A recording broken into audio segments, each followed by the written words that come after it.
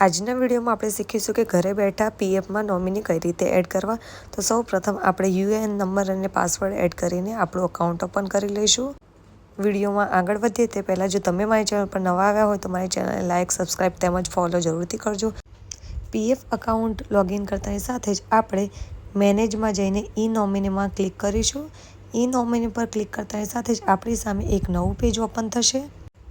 અહીંયા ઉપર આપણને જે હેવિંગ ફેમિલી છે ત્યાં યસ ક્લિક કરીને Aadhaar number, name, birth date, gender અને રિલેશન, એડ્રેસ તેમજ ફોટો અપલોડ કરવાનો રહેશે।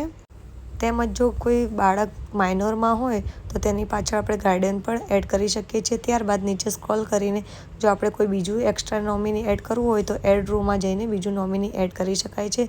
ત્યારબાદ ટિક બોક્સમાં જઈને ટિક કરીને આપણે સેવ એન્ડ ફેમિલી ડિટેલ્સમાં જઈશું।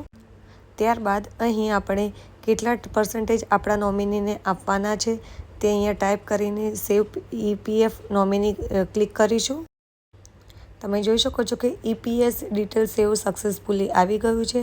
હવે આપણે અહીંયા વ્યૂમાં જઈને આપણે ફાઇલ જોઈ શકીએ છીએ, એડિટમાં એડિટ કરી શકીએ છીએ। હવે આપણે ઈ સાઇનમાં જઈશું અને ઈ સાઇનમાં જઈને આપણે આધાર કાર્ડ જે નંબર હશે, મોબાઈલ નંબર, ત્યાં જઈને વેરિફિકેશન કરીશું।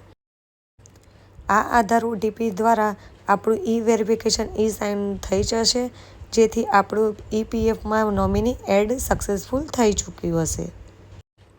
ત્યારબાદ તમે નોમિનીની જે એડ કર્યા છે તેમની ફાઇલ પીડીએફ આપણે ડાઉનલોડ કરી શકીશું।